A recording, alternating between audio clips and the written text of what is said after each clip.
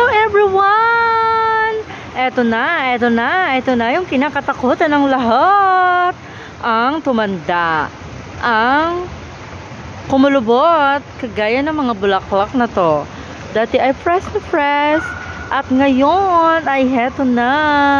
Hindi na siya fresh, nag-i-start na siyang malanta.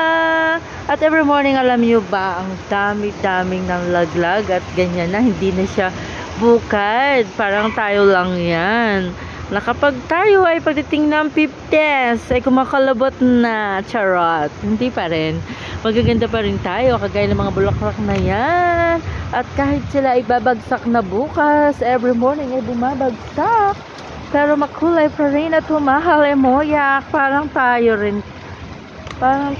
yan mga guys.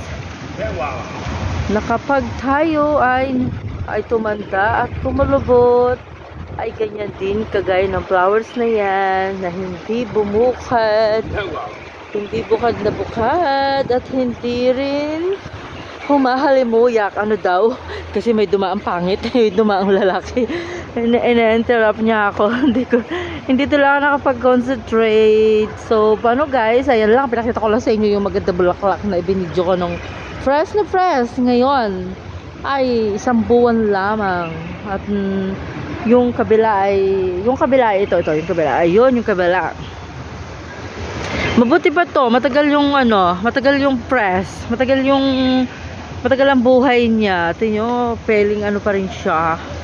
Feeling walang problema, hindi stress. Ay yung white na yan, ang bilis namang malooy, katulad na ito. Looy na agad ay ano gayon. Ay para lang yung pamumuhay, parang 1 day millionaire lang yan. Para lang yung magsasabong na ang hawak ay 100,000. At kapag natalo, ay back to normal, ika nga 1 day millionaire.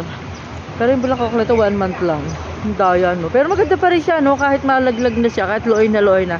Kasi itong gantong bulaklak ay hindi pwede sa init. Ay dahil 2 araw nang umiinit, so ganyan. Lalo na to, yan o, nakikita nyo.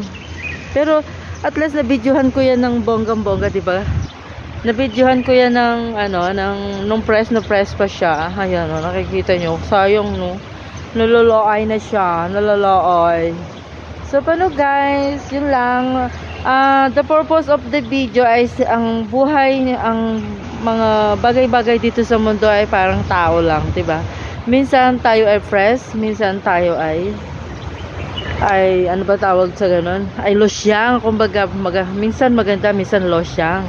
Yung mga bulaklak, ganun din. Kaya nalolosyang kasi may problema. At eto namang mga bulaklak, kaya nalulooy ay dahil sa init at na sila, natutuyot na. So yun lang guys. Thank you for watching and follow more.